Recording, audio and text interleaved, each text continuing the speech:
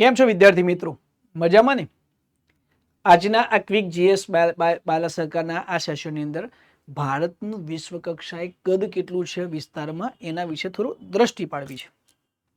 ઐતિહાસિક સફર, એનું વર્તમાન ક્ષેત્રફળ અને વિશ્વમાં ભારતનો ક્રમ કયો, બસ આ નાનો મુદ્દો લેવો છે. શું તમે જાણો છો કે આઝાદી પહેલા જ્યારે ઈસ્ટ ઇન્ડિયા કંપની અને એના પછી બ્રિટિશ સામ્રાજ્ય ઉપર જ્યારે ભારતમાં દેશી રજવાડા અને બધી જગ્યાએ સામ્રાજ્ય પર અંગ્રેજોનું શાસન હતું, એ વખતે અત્યારનું પાકિસ્તાન, બાંગ્લાદેશ અને ભારત એને આપણે હિન્દુસ્તાન કહેતા. શું કહેતા?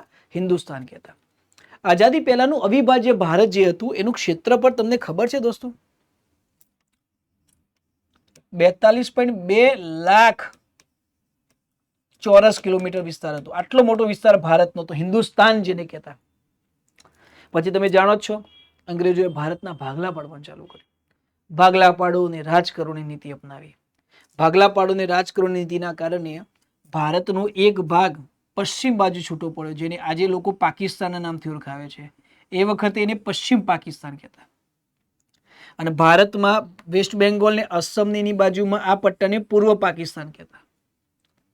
આ પશ્ચિમ પાકિસ્તાન અને પૂર્વ પાકિસ્તાનનું ટોટલ ક્ષેત્રફળ ભારતમાંથી અલગ થયું 9.4 લાખ ચોરસ કિલોમીટર.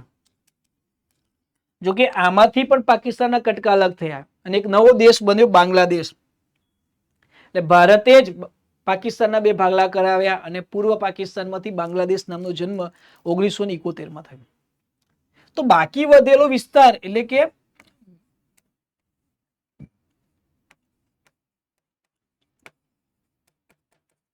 32.8 લાખ ચોરસ કિલોમીટર ક્ષેત્રફળ ભારતનો રહ્યું. પોઈન્ટમાં નામ પરફેક્ટ આપો આંકડો સાહેબ. તો ભારતનું ક્ષેત્રફળ વર્તમાનમાં 32,87,263 ચોરસ કિલોમીટર છે. 32,87,263 ચોરસ કિલોમીટર ભારતનું ક્ષેત્રફળ છે. આઝાદી વખત પહેલા અલગ હતું, અત્યારે હાલ કેટલું છે? એટલે પરીક્ષા પૂછે ભારતનું ક્ષેત્રફળ કેટલું? 32,87,263. મોબાઈલ નંબર આજે યાદ રાખેલો ને, 32,87,263 ચોરસ કિલોમીટર મારા ભવ્ય ભારતનું ક્ષેત્રફળ છે ભાઈ. હવે આગળ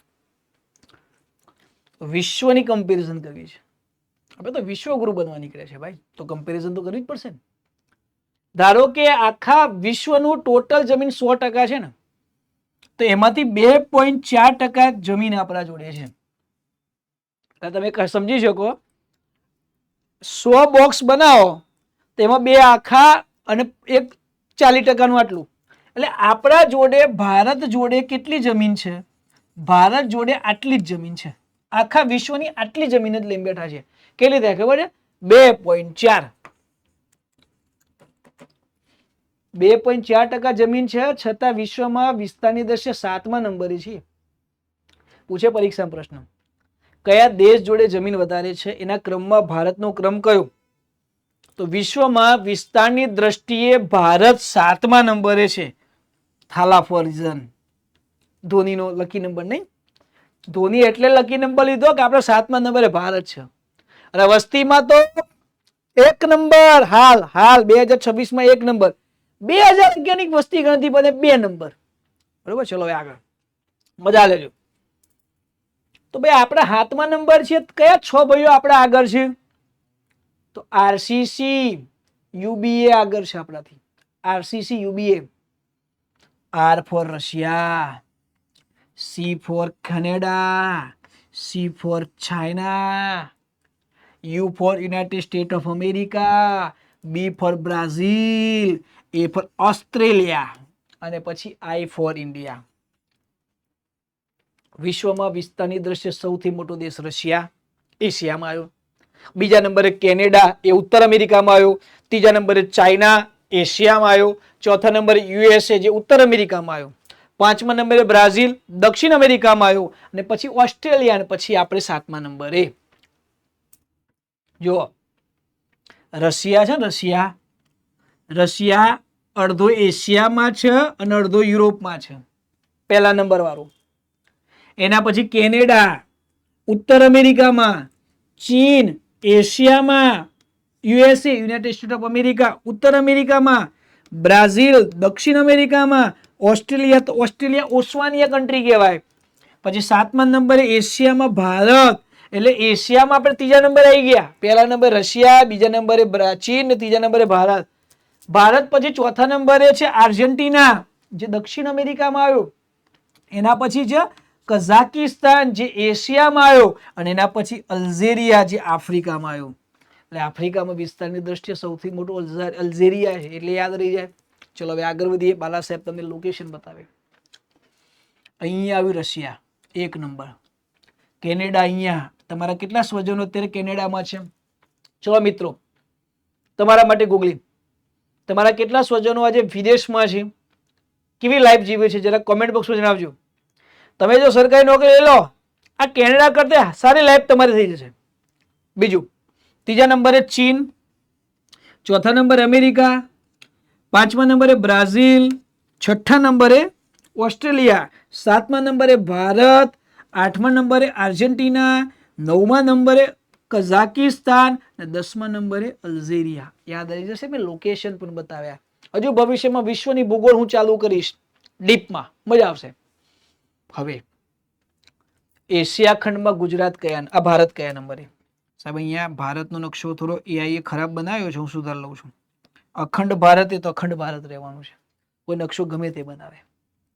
એશિયામાં વિસ્તારની દ્રષ્ટિએ રશિયા પહેલા નંબરે છે, બીજા નંબરે ચાઇના છે, 3જા નંબરે ભારત છે. પણ વસ્તીમાં તો બધાનો ઓવરટેક કરી નાખ્યું છે. 150 કરોડ ભાઈઓ અને બહેનો છીએ આપણે. હવે થોડું કમ્પેરિઝન કરીએ. ભારતનું ટોટલ ક્ષેત્રફળ કેટલું છે ખબર? યુરોપનું ટોટલ ક્ષેત્રફળ ને 3 વડે ભાગો ને, અથવા 3 ભારત બરાબર યુરોપ છે. કેટલા બધા દેશ છે યુરોપમાં, યાર વિચારો તો ખરા. 3 ભારત બરાબર 1 યુરોપ થાય. એટલે ભારતનું ક્ષેત્રફળ યુરોપ ખંડ કરતા 3જા ભાગનું છે. હા, મજાની વસ્તુ કહું. હવે એમાંથી રશિયાને બાદ કરું છું. 5 ભારતના ક્ષેત્રફળ ભેગા કરો ને ત્યારે જે રશિયા બને. 5 ભારત ભેગા કરો ત્યારે જે રશિયા બને છે ને જોરદાર. એટલું મોટું વિશાળ છે રશિયા. હવે મજા લો. વિશ્વની ટોટલ જમીનના 2.4% જમીન જ ભારત જોડે છે. પણ 2011 ની વસ્તી ગણતરી પ્રમાણે કહું, અત્યારની 2026 ની વાત નથી કરતો, 2011 ની કહું છું, તો 17.7. એટલે તમે એવું કહી શકો, વિશ્વના 1000 માણસોની તુલનામાં જ્યારે જશો તો ભારતના 177 માણસો છે. એનો મતલબ એ દર 6 વ્યક્તિએ 1 ભારતીય છે આખા વિશ્વમાં. વિશ્વમાં દર 6 વ્યક્તિમાં 1 ભારતીય તમને જોવા મળશે. આટલું બધું અસંતુલન છે આપણી જોડે ભાઈ, છે યાર. હવે આગળ વધીએ. આપણે શું વાત કરી મારા ભાઈ? વિશ્વ કક્ષાએ વિશ્વની ટોટલ જમીનમાં ભારતનો હિસ્સો 2.4% છે, છતાં ભારત વિશ્વમાં 7મા નંબરે છે. ભારતનું ક્ષેત્રફળ કેટલું? 32,87,263 ચોરસ કિલોમીટર. અને વિશ્વમાં કયા નંબરે? 7મા નંબરે. અને એશિયામાં 3જા નંબરે આપણે છીએ. ફટાફટ રિવિઝન કરી લઈએ બધું ભાઈ. અખંડ ભારતનું ક્ષેત્રફળ 42.2 લાખ ચોરસ કિલોમીટર હતું, જેમાંથી ભારત અલગ થયું 32,87,000, પાકિસ્તાનનું 9.4 લાખ ચોરસ કિલોમીટર. એમાંથી પછી આગળ જતા બાંગ્લાદેશ અલગ પડ્યું. હવે 32,87,263 ચોરસ કિલોમીટર ભારતનું ક્ષેત્રફળ છે. એ દુનિયાના ટોટલ હિસ્સામાં 2.40% જેટલો હિસ્સો છે. અને વિસ્તારની દ્રષ્ટિએ આપણે વિશ્વમાં 7મા નંબરે છીએ. કયા નંબરે છીએ? 7મા નંબરે. તો પહેલા નંબરે કોણ? રશિયા, પછી કેનેડા, ચીન, USA, બ્રાઝિલ, ઓસ્ટ્રેલિયા, પછી 7મા નંબરે છીએ. તો 7 દેશોના નામ અને એની વાત કરી. મિત્રો, આ 10 મિનિટના નાનકડા લેક્ચરની અંદર આપણે વિશ્વની અંદર ભારતનો ક્રમ કયો એને સમજવા માટે પ્રયત્ન કર્યો. આવા જ વિડીયો જોવા હોય તો ક્વિક GS બાય બાલા સરકાર નામની YouTube ચેનલ છે, એનો સંપર્ક કરો. મળીએ દોસ્તો. જય સિયારામ.